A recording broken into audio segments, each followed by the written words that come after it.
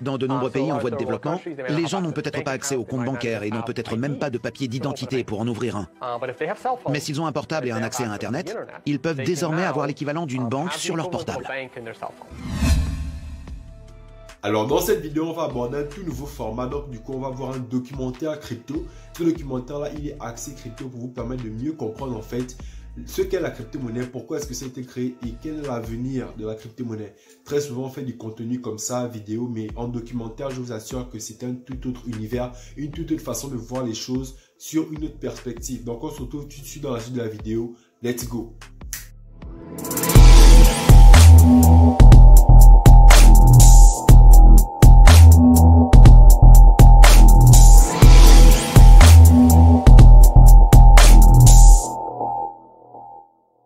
Bonjour à tous et bienvenue sur Crypto Afrique Future. Cette chaîne YouTube, on parle de crypto-monnaie en Afrique et on explique à toute la communauté comment les crypto-monnaies fonctionnent de façon simple et pratique. Donc si la thématique t'intéresse, n'hésite pas à t'abonner à la chaîne et surtout active la cloche de notification pour être informé de toutes les prochaines vidéos qui paraîtront sur cette chaîne. Alors les gars, en général, lorsqu'il s'agit de technologie, les informations les plus intéressantes sont en anglais, malheureusement. Et là, j'ai déniché en fait un documentaire anglophone normalement, mais qui a été traduit en français. Et ce documentaire-là, justement, parle de crypto-monnaie et explique en fait fondamentalement ce qu'est la crypto-monnaie, pourquoi est-ce qu'elle a été créée, quels sont les cas d'application d'usage de la crypto-monnaie, comment est-ce que le monde pourrait être plus tard avec l'utilisation de la crypto-monnaie. Et c'est vraiment quelque chose que j'ai trouvé intéressant et que je ne peux pas ne pas vous partager. Donc du coup, dans la suite de la vidéo, vous allez voir plusieurs informations. C'est vrai qu'avec un vocabulaire assez technique comme celui-là, il vous faudra peut-être avoir regardé certaines vidéos où il faudra ne pas être trop novice. Mais pour tous les nouveaux qui sont débutants dans la crypto-monnaie et qui ne vont pas très certainement comprendre certaines choses, il vous suffira juste de noter la minute à laquelle vous n'avez pas compris une information et vous le mettez en commentaire pour que je puisse voir le commentaire et voir à quel niveau vous ne comprenez pas ce que vous avez eu à regarder. Et moi, je vous expliquerai ça en vidéo individuelle. Voilà, ça permettra à ce que, avec les différents points qui seront abordés dans la vidéo, vous allez pouvoir voir là où vous ne comprenez pas réellement. Et moi, à travers ça, je pourrais vous aider à mieux comprendre en fait ces parties-là. Donc du coup, vu que c'est un documentaire de plus d'1 heure, vous prenez des pop-corn, prenez votre jus, voilà, mettez-vous à l'aise et regardez ça tranquillement. Surtout prenez des notes parce que vous allez apprendre beaucoup de choses, comme je le disais. Il y a beaucoup de choses que vous allez découvrir peut-être ou apprendre. Mais si jamais il y a des points d'ombre, n'hésitez pas, commentaire. Bon visionnage.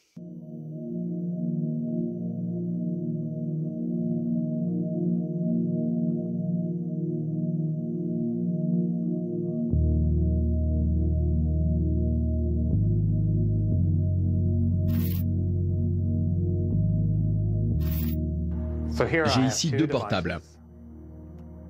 Je vais transférer $1 de l'un à l'autre de façon instantanée. Je tape la somme et j'appuie sur envoyer. La transaction est en cours. C'est fait. Vous venez d'assister à ce qui ressemble à une transaction financière, tout ce qu'il y a de plus ordinaire. De l'argent transféré par voie électronique d'un compte à un autre. Mais ce qui semble être un transfert bancaire classique est peut-être en réalité la technologie la plus révolutionnaire que vous verrez de toute votre vie. Cette technologie porte le nom de Bitcoin.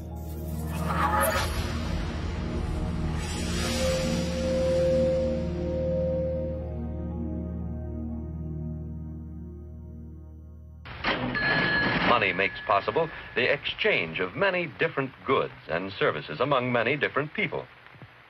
Wherever we go, we see money being used as a medium of exchange.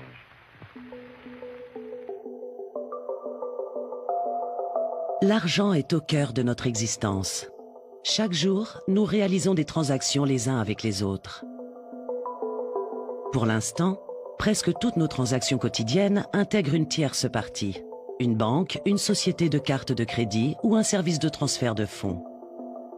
Au bout du compte, ce sont ces institutions qui se chargent d'effectuer la transaction pour nous. Du moins, avant l'invention du Bitcoin.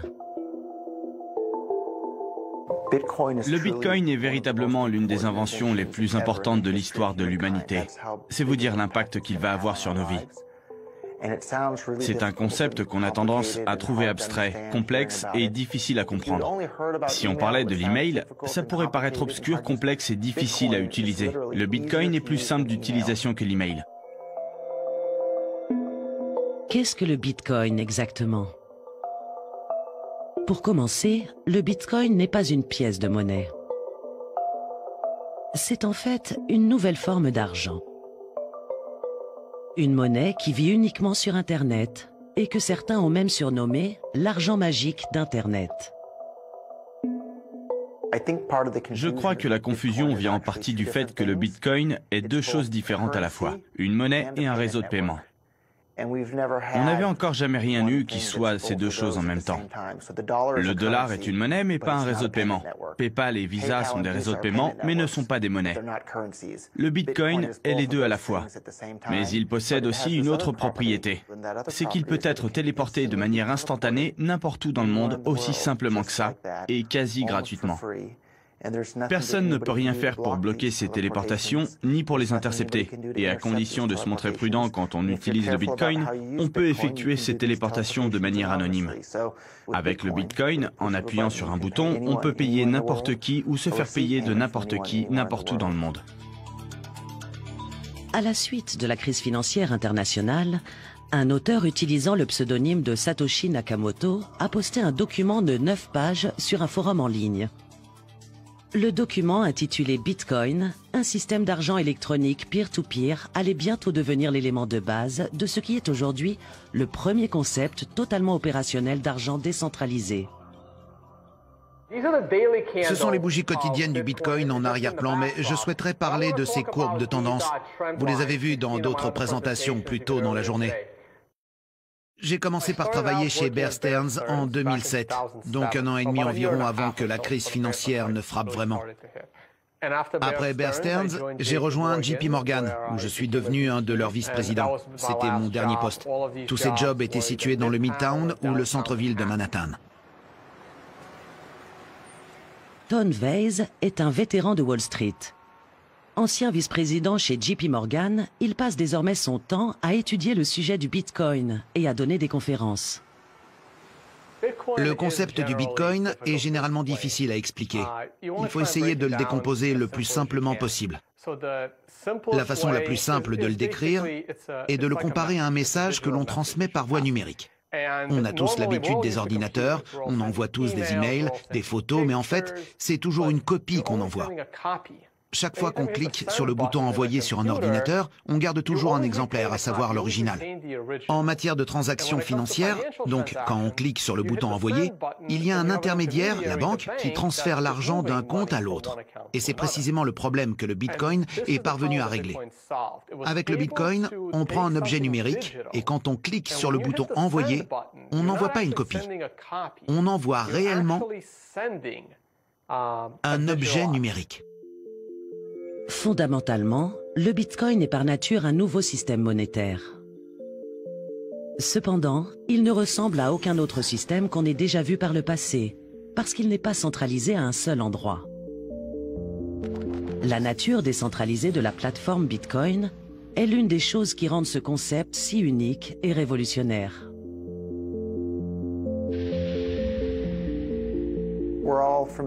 On connaît tous ces systèmes que sont PayPal, Visa, les banques, etc.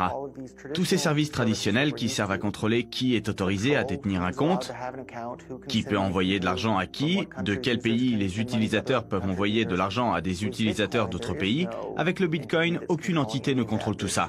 Il y a juste un protocole logiciel. N'importe qui peut écrire un logiciel pour interagir avec ce dernier, puis l'installer sur son portable ou son ordinateur. Et une fois que c'est fait, il est en mesure de communiquer avec n'importe qui d'autre partout dans le monde, utilisant aussi le logiciel de Bitcoin. Ce logiciel, qui exécute le protocole Bitcoin, est généralement appelé un portefeuille. Un porte-monnaie numérique qui stocke les bitcoins et permet à son détenteur de les transférer d'un portefeuille à un autre. Le protocole Bitcoin est open source, ce qui veut dire que le code de programmation est à disposition de tous et peut être librement complété et redistribué. Ainsi, de la même façon que n'importe qui peut ajouter un nouveau site internet sur le web, les programmeurs peuvent ajouter de nouveaux produits au réseau Bitcoin.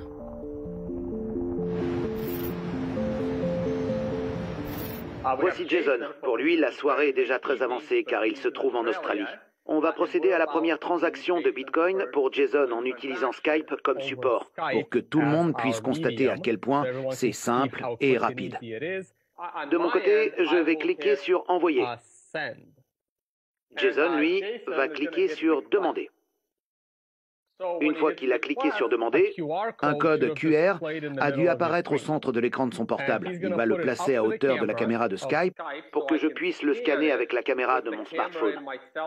Ça y est, je vois le code QR et mon smartphone est en train d'essayer de le scanner. Voilà, c'est fait. Opération réussie. Je suis d'humeur plutôt généreuse aujourd'hui, donc je vais envoyer $5 à Jason. Je viens d'envoyer $5 à Jason en Bitcoin. Préviens-moi quand tu auras confirmation de ton côté que tu as reçu l'équivalent de $5 en Bitcoin.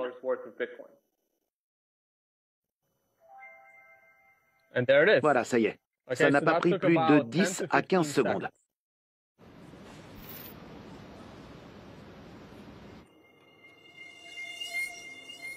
Le Bitcoin permet aux utilisateurs d'envoyer et de recevoir de l'argent instantanément, sans l'implication d'une tierce partie. D'une certaine façon, cette avancée numérique permet à l'utilisateur de devenir sa propre banque. C'est une notion complexe à gérer, mais les possibilités de cette nouvelle monnaie sans banque sont énormes et infinies. Ça fait 3240 yens.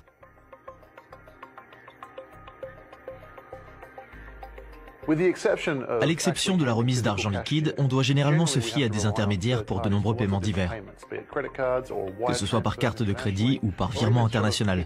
Même pour mettre des grosses sommes d'argent de côté, on se sert des banques.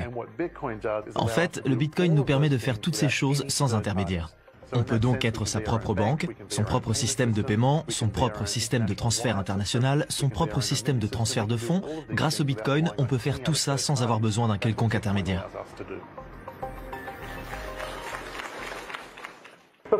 Avant le Bitcoin, toutes les sociétés comme PayPal, Visa, Bank of America ou n'importe quelle entreprise disposaient d'un registre où tous les soldes de compte étaient consignés et suivis.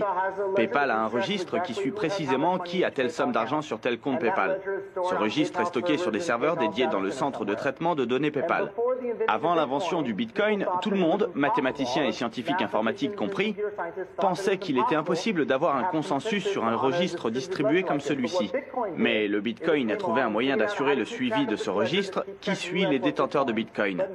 À la différence que ce registre ne se trouve pas dans un centre de traitement de données, mais sur tous les ordinateurs à travers la planète disposant du réseau Bitcoin, dont mon ordinateur portable juste là. J'ai une copie du registre Bitcoin.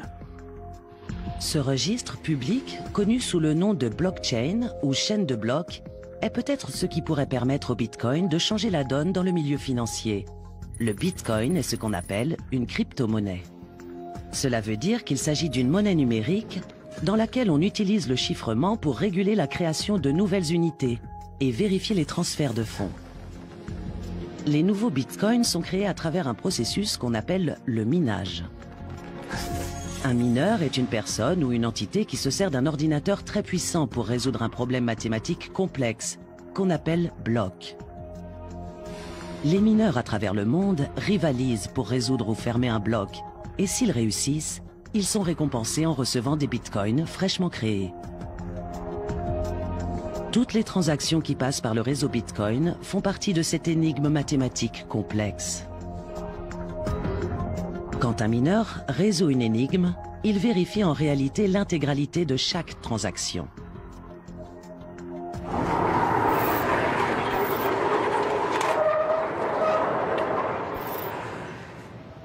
Bienvenue! Nous nous trouvons dans une vaste usine de recyclage à l'abandon. Il y a des incinérateurs là-bas, ces deux énormes silos. Juste derrière ce mur, on trouve l'équivalent d'un mégawatt de panneaux solaires. Ça fait beaucoup. Ça correspond à peu près à notre consommation. Donc on va pouvoir couvrir entièrement nos dépenses d'électricité.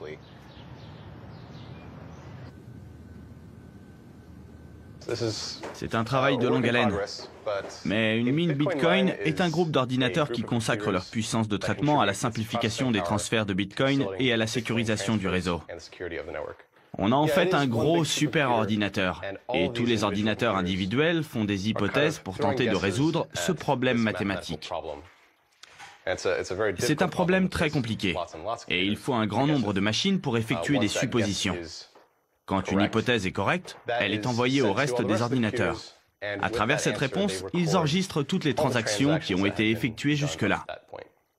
C'est un système ultra sécurisé pour faciliter et enregistrer les transferts et s'assurer qu'aucune opération louche n'a eu lieu. Il existe certaines pratiques dans les transactions financières qui permettent de faire une double dépense. La blockchain est une méthode très efficace pour empêcher ça. Prenons un exemple. Alice veut envoyer un email à Bob.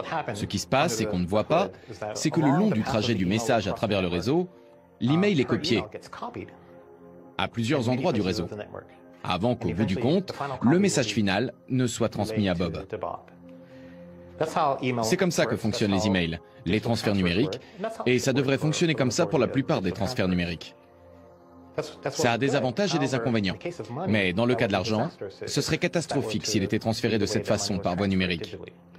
Il ne faudrait pas qu'on se retrouve avec des copies du même billet d'$1 sur le réseau.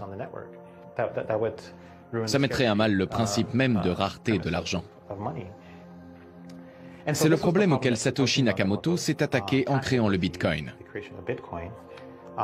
Ce qui se passe sur le blockchain du Bitcoin, c'est que lorsqu'Alice veut envoyer un Bitcoin à Bob, elle engendre une transaction qui est copiée à travers tout le réseau. La différence avec l'email, c'est qu'à cette transaction sont intégrées des instructions au reste du réseau qui disent « À partir d'ici, le contrôle du Bitcoin est transféré à Bob et le reste du réseau s'accommode de ces instructions. » Le moment où je me suis rendu compte que le concept du Bitcoin était vraiment difficile à comprendre, c'est quand j'ai passé toute une soirée à l'expliquer à une amie. Quand je suis rentré chez moi, j'ai vu qu'elle avait mis un post sur ma page qui disait « Je réfléchissais à cette histoire de Bitcoin et à tes explications sur le minage. Ça veut dire que les Bitcoins se trouvent sous terre au départ ?» Je me suis rendu compte que le concept de Bitcoin était vraiment compliqué à comprendre pour les gens, et en particulier la partie du minage, parce que les Bitcoins ne se trouvent pas sous terre à l'origine. Pour les nouveaux utilisateurs, le Bitcoin peut être un concept assez obscur. Les Bitcoins ne sont pas tangibles et ne se trouvent certainement pas sous terre. Néanmoins, il y a des similitudes très intéressantes entre le Bitcoin et un métal précieux que l'on trouve sous terre. L'or est une monnaie et une valeur refuge depuis des millénaires. De nos jours, on extrait l'or de la terre partout dans le monde. La quantité d'or pouvant être récupérée de cette façon diminue au fur et à mesure de l'existence de la mine, jusqu'à ce que celle-ci ait finalement été vidée de toute sa précieuse matière. Les bitcoins sont minés ou récoltés d'une manière similaire. L'algorithme du bitcoin est programmé de telle façon à ce que la récompense pour avoir miné de nouveaux bitcoins soit divisée en 2 tous les 4 ans, et ce jusqu'à l'année 2140, date à laquelle on estime que tous les bitcoins auront été minés. Peut-être que le mystérieux créateur du bitcoin a essayé d'imiter les propriétés de l'or, presque comme pour créer une pièce d'or virtuelle qui pourrait être divisée, puis envoyée instantanément à travers le monde. Je vais essayer d'expliquer ça de manière vraiment simple. En fait, les mineurs de Bitcoin reçoivent une récompense simplement parce qu'ils préservent la sécurité des transactions en Bitcoin. Sur le plan mathématique, cela veut dire que vous devez résoudre des problèmes relativement difficiles. C'est un processus consistant à établir des suppositions. Il faut faire des millions et des millions de suppositions. Si vous avez raison et que vous parvenez à enfermer toutes ces transactions à l'intérieur d'un bloc, cela veut dire que vous avez réussi et qu'en tant que mineur, vous allez recevoir 12 bitcoins 50. Au départ, la récompense était de 50 bitcoins. Mais tous les 4 ans, ces récompenses pour les mineurs sont divisées par 2. La somme de bitcoins attribuée en cas de succès diminue donc au fil du temps. Peu importe de qui il s'agit, En tout cas, le créateur du Bitcoin était quelqu'un d'extrêmement intelligent qui manifestement aimait beaucoup les maths.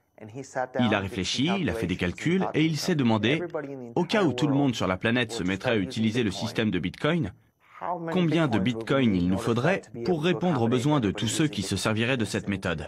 Chaque Bitcoin peut être divisé jusqu'à 100 millionièmes de Bitcoin.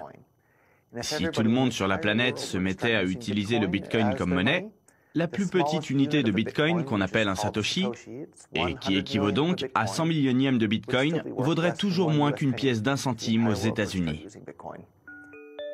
Mais qui est donc ce Satoshi Nakamoto?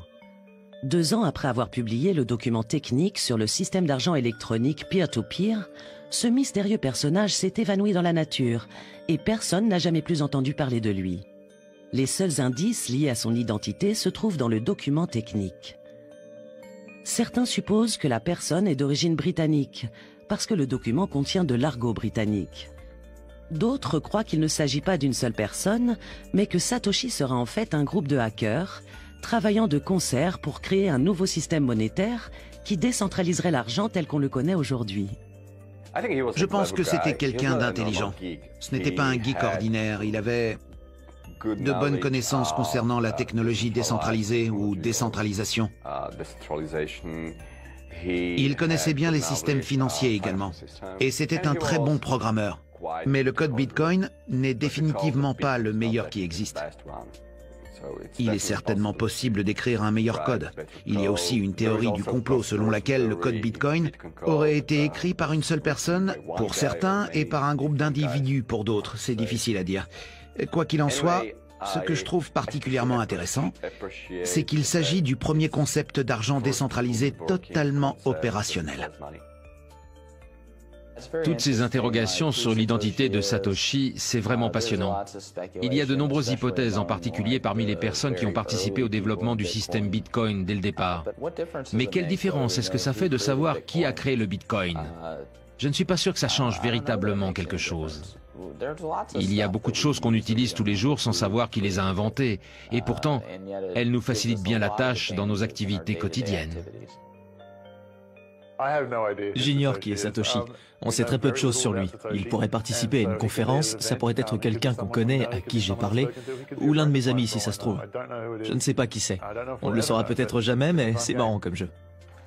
Est-ce que je suis Satoshi? Je préfère ne pas répondre à cette question.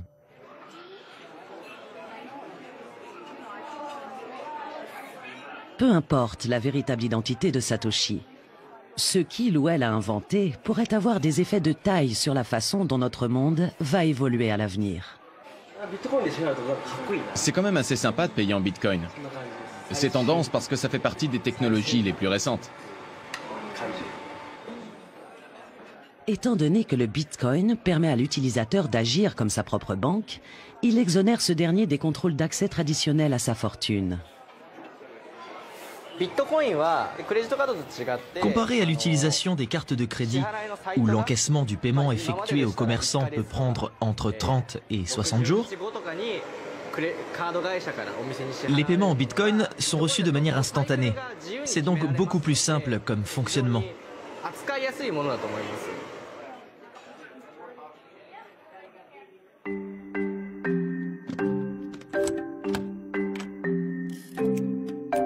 Nous utilisons tous des clés dans notre vie quotidienne. Les clés nous permettent d'accéder à nos objets de valeur et à contrôler ce qu'on en fait. Elles les protègent aussi contre le vol. Prenez votre voiture par exemple. Avoir la clé de votre voiture vous permet d'y accéder quand vous le souhaitez. Mais supposez que vous ayez un peu trop bu et que votre ami dévoué vous confisque la clé de votre véhicule. La voiture est toujours à vous. Mais vous n'en avez plus le contrôle et devez demander à quelqu'un de vous ramener chez vous. C'est la même chose pour nos finances. Bien que vous possédiez une carte bleue et que vous ayez le mot de passe de votre compte bancaire, les fonds ne vous appartiennent pas directement. Chaque fois que vous effectuez un retrait ou un transfert sur votre compte bancaire, c'est la banque qui agit en votre nom et qui déplace les fonds pour vous. C'est là que le Bitcoin est fondamentalement différent. Le Bitcoin permet à un individu de détenir les clés privées lui donnant accès à sa propre fortune. Mais ce qui se passe pour pratiquement tous les actifs que l'on détient, c'est qu'en réalité, on n'a pas un ascendant ou un contrôle direct sur ces derniers. Par exemple, une fois, 700 000 distributeurs automatiques de la Royal Bank of Scotland se sont retrouvés en panne pendant tout un week-end. Personne n'a pu se servir des distributeurs ni retirer d'argent pendant 2 jours. Parfois, votre carte de crédit ou carte bleue est refusée parce qu'il y a un soupçon d'escroquerie ou que vous avez effectué un paiement dans un lieu inhabituel. En fait, c'est la société de carte de crédit qui détient ces clés privées. Ce sont eux qui décident, pas vous. De ce point de vue, le système Bitcoin est totalement différent. Il est fondé sur un chiffrement à clé publique. Ça veut dire que vous envoyez les Bitcoins à la clé publique. Et qu'ensuite, pour pouvoir réellement les envoyer, vous devez être en mesure de signer avec la clé privée là où les Bitcoins se trouvent actuellement. Et ça, littéralement, c'est un chiffre. La clé privée est un chiffre. Personne ne peut désactiver le système Bitcoin. Du moment que vous avez la clé privée, vous pouvez y accéder et l'utiliser. À vos portefeuilles en Bitcoin sont associés ce qu'on appelle des clés privées. Et il s'agit précisément de ce que leur nom implique, c'est-à-dire des clés privées qui peuvent ouvrir et déverrouiller l'accès à vos fonds. Mais soyons clairs, si vous perdez n'importe laquelle de vos clés privées, vous perdez l'accès à vos fonds. C'est aussi simple que ça. On vient d'acheter des bitcoins à un distributeur automatique du coin. Il en ressort ceci qu'on appelle un portefeuille papier. C'est un morceau de papier avec 2 carrés dessus, qui ressemble à des tâches du test de Rorschach, avec une ligne de caractères alphanumériques sous chacun d'eux. Celui d'en haut est la clé publique, ce qu'utiliseraient les gens pour envoyer des bitcoins à cette adresse. Le carré d'en bas est la clé privée. C'est l'élément qu'il faudra scanner pour récupérer des bitcoins à cette adresse. Il est très important de noter qu'il vaut mieux ne pas montrer la clé privée à n'importe qui. La première personne à la scanner pouvant en effet récupérer les bitcoins à cette adresse. Et si vous perdez ce morceau de papier, vous aurez également perdu vos bitcoins car vous êtes le seul à avoir une copie de la clé privée. Actuellement, il y a des bitcoins à cette adresse. Donc si vous voyez ce papier pour la première fois, vous pouvez le scanner vous-même et ainsi récupérer les bitcoins.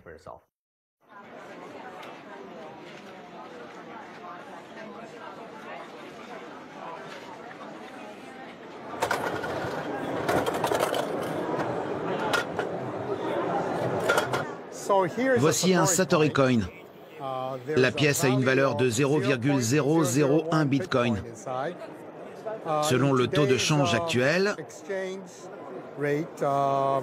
c'est l'équivalent de 45 cents. C'est une toute petite somme, mais cette pièce contient de véritables bitcoins. Pour encaisser la valeur de ce jeton, il faut d'abord décoller l'autocollant avec l'hologramme qui se trouve au dos. Comme ça. En faisant ça, on dévoile un code QR sur l'autocollant. Ce code QR contient en fait les informations de la clé privée, qui est une sorte de mot de passe à la base. C'est grâce à cette clé privée et uniquement à ça que l'on peut récupérer les bitcoins sur cette pièce et les transférer dans son portefeuille virtuel.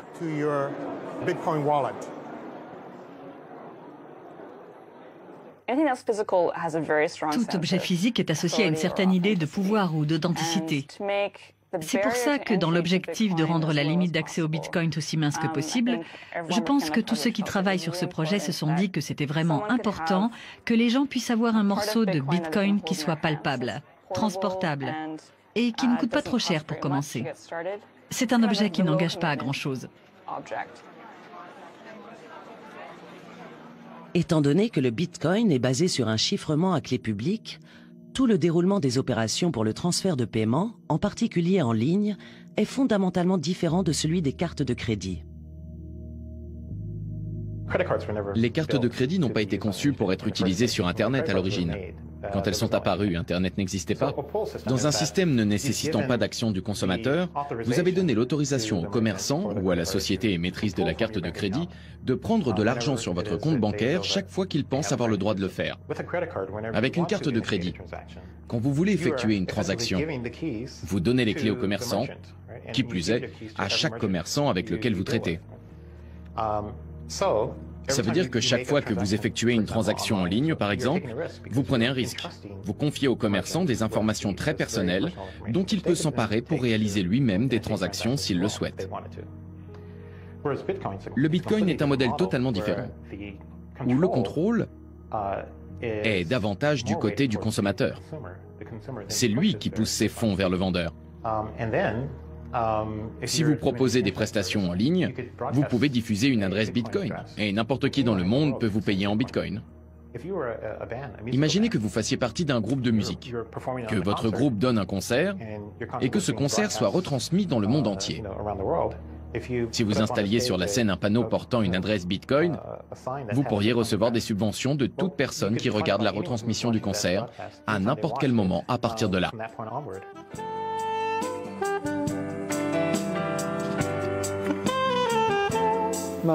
Mon nom est Sanshiro Fujimoto. Je joue du saxophone et de divers autres instruments. Je suis compositeur, je me produis en live, je fais des CD et je gagne ma vie en tant que musicien.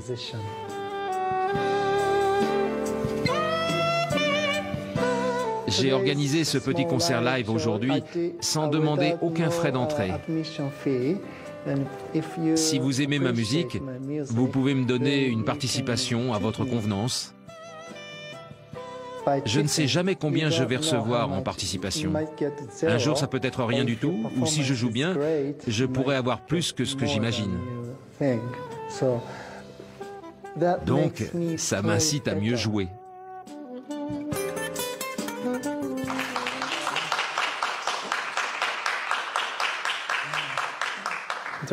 L'interaction directe, c'est plus en rapport avec l'art en soi. Mais quand vous donnez quelque chose à quelqu'un dans la rue, ce ne sont jamais de grosses sommes. Vous donnez 10 centimes, 20 centimes, des petites pièces. Mais comme envoyer une toute petite somme d'argent par Internet coûte en fait plus cher que la participation même qu'on est censé donner, le système Bitcoin est beaucoup plus intéressant pour payer quelqu'un en ligne. Les paiements en Bitcoin représentent un système où c'est l'émetteur qui fait passer ses fonds au récepteur.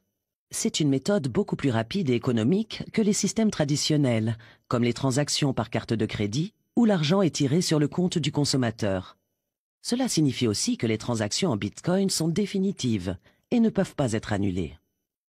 Le délai de règlement d'une transaction par carte de crédit est d'environ 6 mois. Même si la transaction semble être passée, la personne peut ensuite appeler la banque pour dire qu'elle a été victime de fraude. Dans certains cas, la carte de crédit débite alors la somme au commerçant. Dans d'autres cas, la somme est débitée et le consommateur doit demander un remboursement. Mais les commerçants doivent payer un pourcentage sur les transactions pour pouvoir accepter le paiement par carte de crédit. Les transactions en Bitcoin ne peuvent pas être remboursées. Je trouve que c'est une bonne chose. Même si les gens se plaisent à dire que c'est très bien de pouvoir contester et ouvrir un litige, ça arrive très rarement. On ne voit presque jamais le cas où si vous avez commandé quelque chose à une société qui a pignon sur rue et qu'il y a un souci, que vous n'êtes pas satisfait, la société ne règle pas le problème.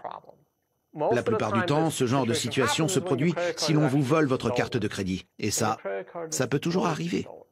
Tout le monde utilise sa carte de crédit partout sur Internet. Et c'est le hasard et la malchance si votre carte de crédit est utilisée pour une transaction frauduleuse.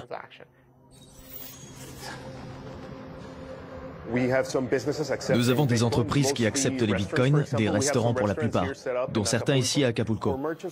Les commerçants qui acceptent les bitcoins veulent d'abord disposer d'une autre option innovante, et pour eux, ça représente de nombreux avantages. Il n'y a pas de frais pour chaque paiement comme pour les cartes de crédit, qui peut être de 3, 4, 5 ou 10% selon la carte de crédit.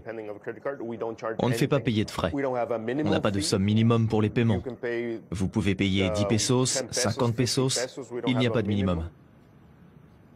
Les paiements en Bitcoin réduisent les frais des activités commerciales et éliminent les risques de transactions frauduleuses.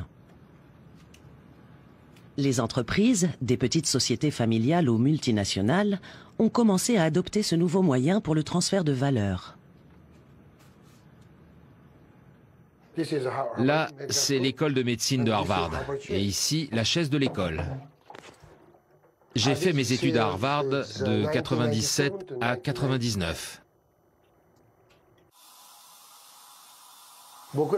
C'est vrai que je me sers encore du fax, mais aujourd'hui, à travers les réseaux sociaux ou par texto, on peut envoyer des photos ou même des photos de passeport, pour quand on part en voyage par exemple.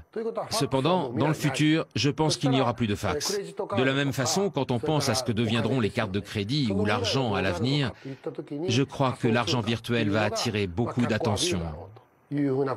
Si l'on prend ça en considération, c'est sûr que j'ai envie de développer mon business à l'international et que je tiens à être précurseur en ce qui concerne l'utilisation de cette monnaie virtuelle, en particulier dans les domaines de l'industrie médicale et dentaire. Je veux que mon activité prenne de l'importance en même temps que la popularité du Bitcoin augmente. La première grande entreprise cotée en bourse à accepter les bitcoins s'appelle Overstock. Ils expédient aujourd'hui des marchandises vers plus de 200 pays. Aux dernières nouvelles, Amazon n'expédie que vers 50-60 pays. Ils concèdent donc des marchés entiers où les consommateurs se comptent par milliards et ont renoncé à se battre pour cette part de marché. Si Amazon acceptait les bitcoins, il n'y aurait ni fraude ni demande de remboursement, donc ils réduiraient leurs coûts. Si Amazon acceptait les bitcoins, ça augmenterait fortement leur marge bénéficiaire. Le Bitcoin permet aux commerçants d'accepter des paiements pour leurs produits et services en toute transparence. Et bien qu'il devienne un fantastique outil pour aider les commerçants à proposer leurs produits sur des marchés encore non exploités, ce sont les habitants de ces pays en voie de développement qui en profitent le plus. Le Bitcoin est la meilleure option, la plus simple, sûre et rapide pour les gens qui n'ont pas de compte en banque, de papier d'identité ou qui n'ont rien d'autre qu'un smartphone. Il y a énormément de gens à travers le monde qui sont dans cette situation. Le Bitcoin est une solution et une opportunité fantastique leur permettant de faire partie de l'économie mondiale sans avoir à traiter avec des banques et se soumettre à toute cette gymnastique. Et pour participer à l'économie mondiale, il leur suffit d'installer une application. Environ plus d'un tiers des transactions par carte de crédit en provenance d'Afrique sont frauduleuses. Personne ne veut faire affaire avec des sociétés basées en Afrique.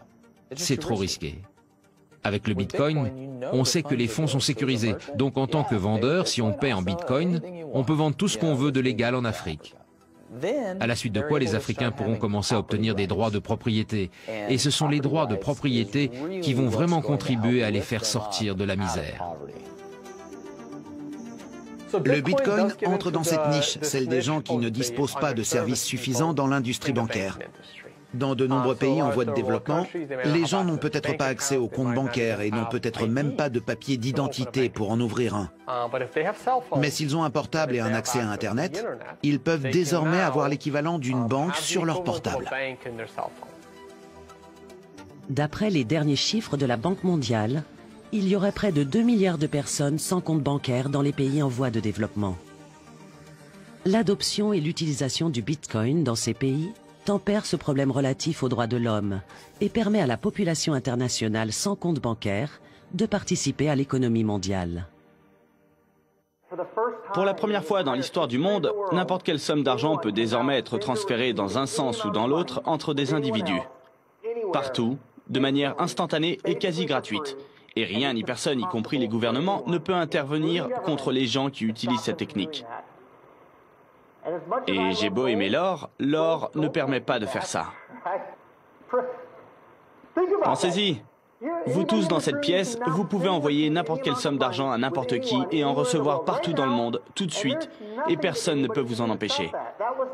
Ce n'était pas possible avant l'invention du Bitcoin. C'est une technologie qui peut fondamentalement changer la vie de chaque être humain sur cette planète. Wikileaks est parvenu à trouver des financements à travers le système Bitcoin. Et ceci au cœur d'un blocus financier auquel il devait faire face. À l'époque, les États-Unis avaient ordonné à Visa, et je crois également à Mastercard et à Bank of America, de bloquer toutes les donations à destination de Wikileaks. Vous pouvez dire ce que vous voulez sur Wikileaks, Je ne cautionne pas forcément tout ce qu'ils font.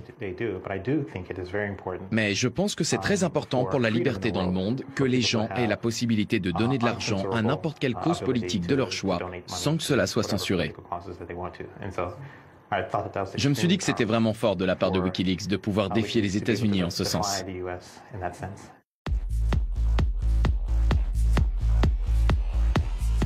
Puisque le Bitcoin met les clés privées de sa fortune dans les mains de l'utilisateur, il peut servir à financer des causes militantes.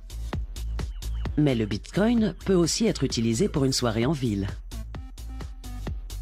Mon nom est Ken Shishido et je suis le co-organisateur de cette convention, le Bitcoin Meetup Group à Tokyo. On a organisé un événement spécial ce soir. C'est un spectacle de danse burlesque où les danseuses reçoivent des pourboires en Bitcoin. La principale raison pour laquelle j'ai fait ça, c'est parce que parfois, on veut rendre nos conventions un peu plus intéressantes. Au lieu de parler seulement de choses très techniques ou de sujets politiques. C'est un événement qu'on cherche à rendre vraiment divertissant, tout en étudiant toutes les possibilités qu'offre le Bitcoin.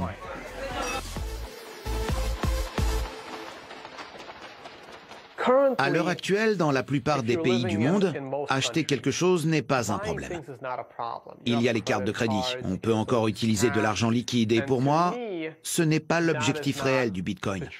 L'objectif réel du Bitcoin est d'offrir aux gens la confidentialité sur le plan financier. Et je trouve ça essentiel. Au cours de la crise financière internationale, tandis que les failles dans le système financier se propageaient, des institutions que l'on considérait jusque-là comme invincibles ont montré leur vulnérabilité. Comme on le sait maintenant, plusieurs gouvernements à travers le monde ont été obligés de renflouer des institutions financières. Le bail-out, ou renflouement externe, c'est quand un gouvernement prend l'argent des contribuables et le donne à une institution financière irresponsable pour compenser ses erreurs et la remettre à flot.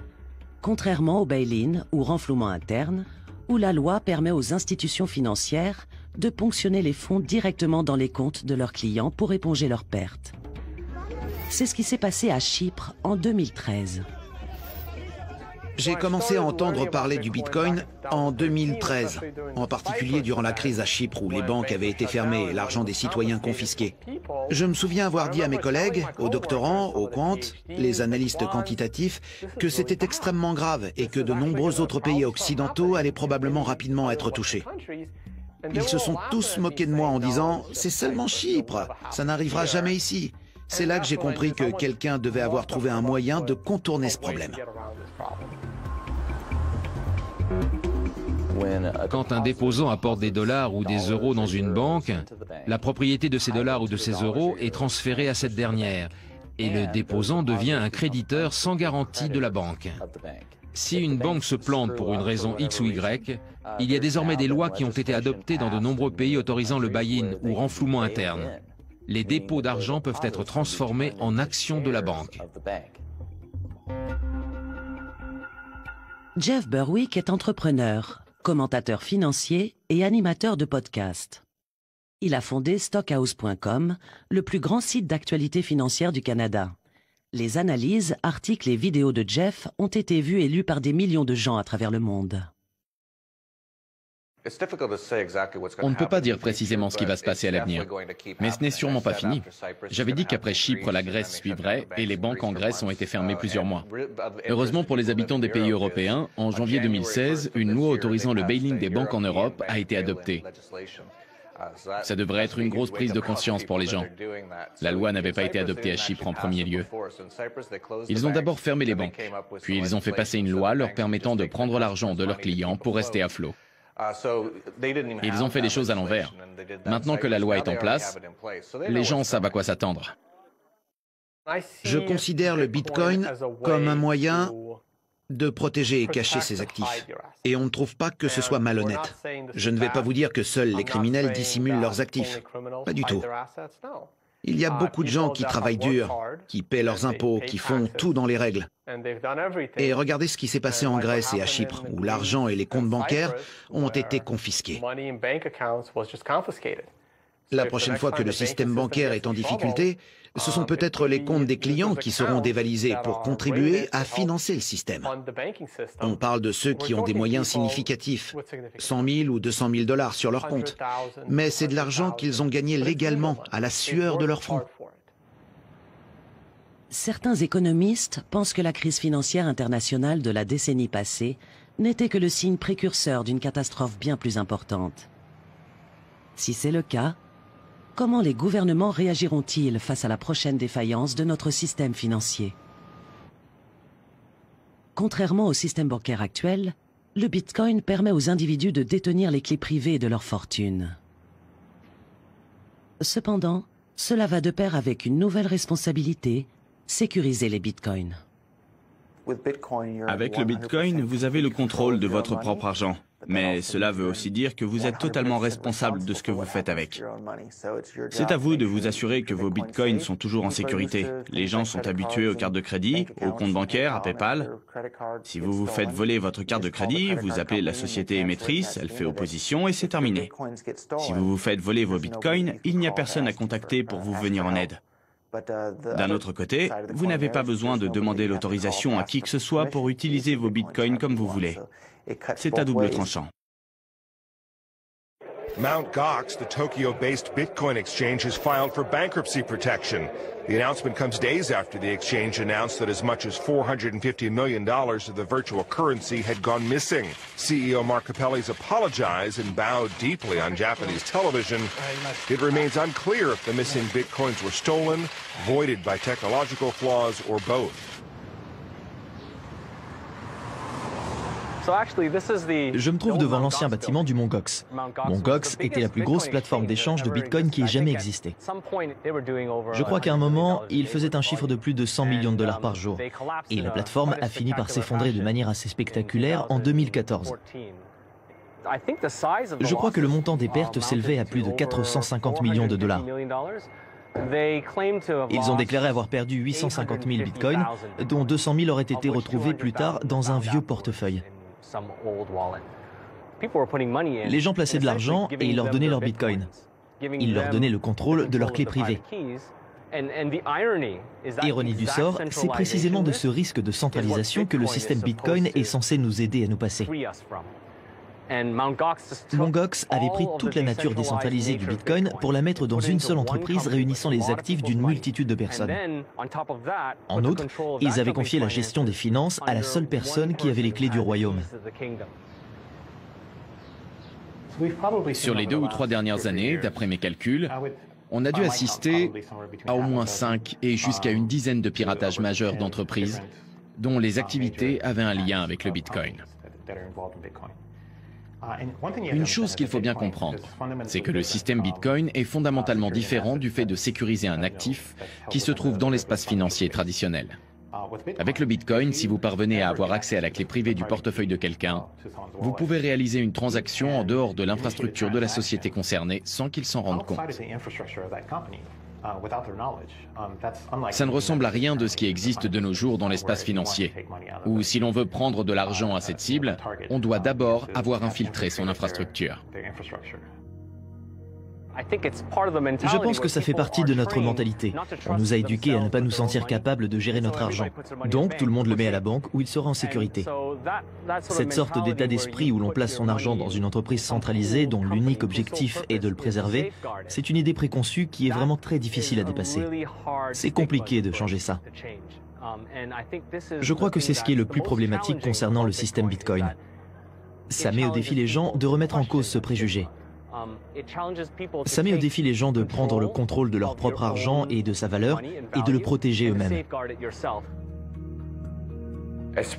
Comme on le sait à l'heure actuelle, le système Bitcoin est relativement sûr. Si vous contrôlez plus de la moitié de la puissance informatique du réseau Bitcoin, vous pouvez prendre la main sur tout le réseau. Mais d'un point de vue technique, c'est très difficile. Si l'on prend en considération la puissance réseau actuelle du système Bitcoin, c'est pratiquement impossible. De ce point de vue, le système Bitcoin est beaucoup plus sûr que les plus grandes plateformes, les plus sécurisées de quelques-unes des principales banques internationales. Le problème, c'est qu'une multitude de personnes ne font pas confiance au système Bitcoin simplement parce qu'on entend beaucoup parler de piratage touchant des plateformes Bitcoin et certains services d'échange notamment. Le problème, c'est que tous les services basés sur le Bitcoin ne sont pas concrètement un Bitcoin en soi. C'est compliqué de... Ce que je veux dire, c'est que les gens ont du mal à associer la sécurité des services basés sur le Bitcoin au Bitcoin lui-même. L'effondrement de la plateforme d'échange Bitcoin, Mt. Gox, en 2014, a provoqué beaucoup de perplexité et de scepticisme concernant la sécurité du Bitcoin. Cependant, plusieurs années après cet événement, le système Bitcoin est aujourd'hui dans le collimateur de nombreuses institutions au sein de l'industrie financière. La question que tout le monde se pose, ce qui monopolise les conversations aujourd'hui, c'est de savoir si la technologie de la blockchain aura un impact sur l'industrie financière. Mais si vous allez dans les salons professionnels et que vous écoutez les médias, la question n'est plus de savoir si, mais comment la technologie de la blockchain va affecter et transformer l'industrie financière. On sait aujourd'hui que c'est inéluctable. La technologie de la blockchain va avoir un impact majeur sur le milieu de la finance. Mais on n'en a pas toujours été là. Si vous regardez en arrière, il y a seulement 2 ou 3 ans, la tendance générale consistait à affirmer que le Bitcoin était un concept qui prêtait à rire, un système non viable qui ne pouvait pas être appliqué dans l'espace financier. Au Japon, la loi sur les monnaies virtuelles a été adoptée par la Chambre des représentants. Il ne reste qu'à espérer qu'elle le sera également très bientôt par la Chambre des conseillers. Cela veut dire que le gouvernement reconnaît l'existence des monnaies virtuelles et qu'il fait son possible pour fixer certaines règles dans ce domaine et donc soutenir le secteur économique.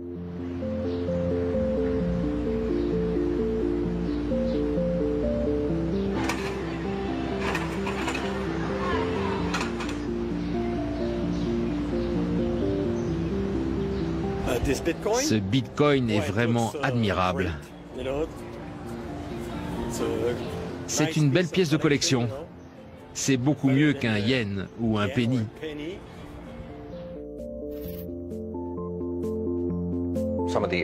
Parmi les endroits où le Bitcoin est le plus populaire, il y a la Chine, où le niveau de contrôle des capitaux est très élevé.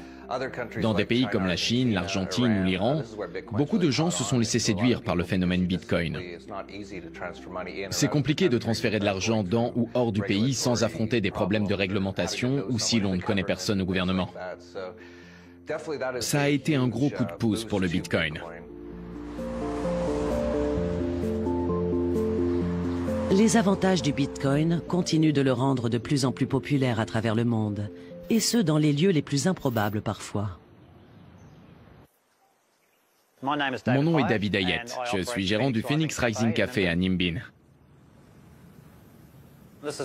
Voici votre terminal de paiement en Bitcoin, situé juste à côté du distributeur automatique traditionnel, pour que les clients puissent avoir le choix.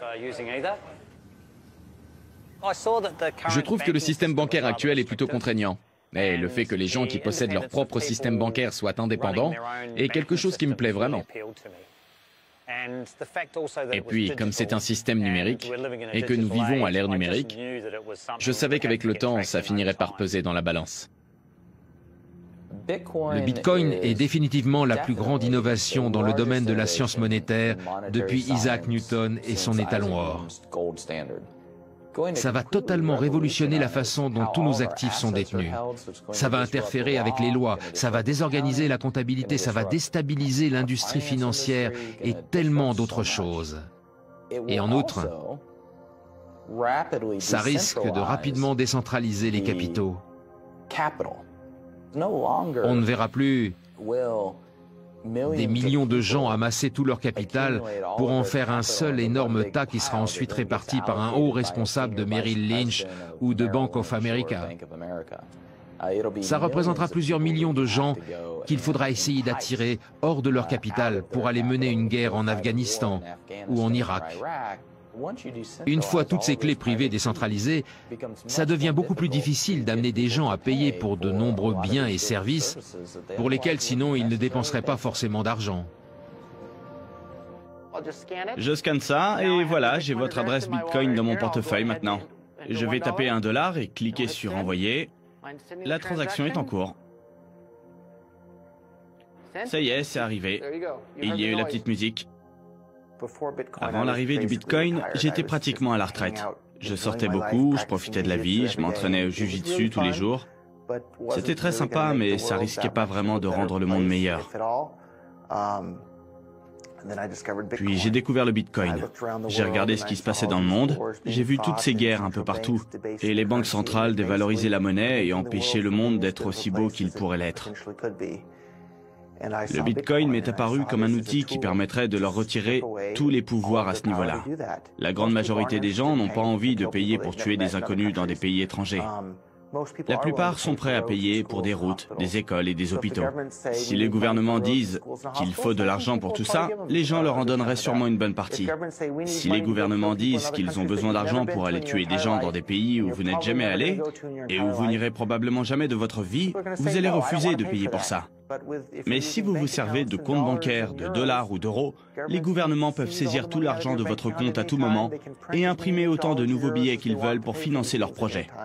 Si le monde utilisait le Bitcoin, les gouvernements n'auraient plus ces moyens et le monde ne s'en porterait que mieux. Pour la première fois dans l'histoire, le Bitcoin offre désormais au monde entier un système de paiement totalement décentralisé. Un système où chaque individu détient la propriété et le contrôle de sa propre richesse financière. Où tous les utilisateurs peuvent transférer de la valeur et communiquer librement entre eux de façon instantanée. À quoi ressemblerait l'avenir de notre planète avec un outil si révolutionnaire? Les possibilités pourraient être réellement magiques. Le Bitcoin est l'argent magique d'Internet. Le Bitcoin vous permet d'envoyer de l'argent à n'importe qui et d'en recevoir partout dans le monde, comme par magie. J'arrive même plus à trouver mes mots tellement je trouve ce concept passionnant et révolutionnaire. Avec le Bitcoin, vous pouvez prendre votre tablette, votre smartphone, ce que vous voulez. Vous installez une application et en moins de 30 secondes, vous pouvez envoyer de l'argent à n'importe qui et en recevoir n'importe où dans le monde quasi gratuitement. C'est quelque chose qui est à votre portée, que vous ayez 10 ou 100 ans et dans n'importe quel pays du monde. C'est magique.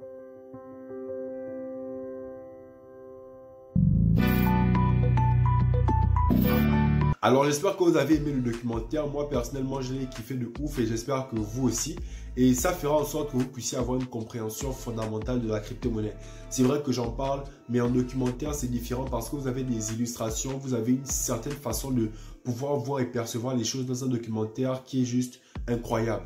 Donc du coup j'espère que vous avez pu profiter de cette expérience-là et que vous avez une meilleure compréhension de la crypto-monnaie. Comme on dit, toute révolution passe d'abord par 3 phases. La première phase, c'est que les gens s'en moquent. La deuxième phase, c'est que les gens disent que c'est dangereux. Et la troisième phase, c'est que les gens trouvent ça normal, trouvent ça évident. Et donc, du coup, la crypto-monnaie va passer par toutes ces différentes phases-là. Actuellement, je pense qu'on est à la phase où on dit que c'est dangereux.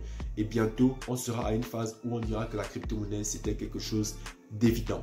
Merci beaucoup de m'avoir suivi. C'était Harley de Crypto Afrique Future. On se retrouve dans les prochaines vidéos. Peace.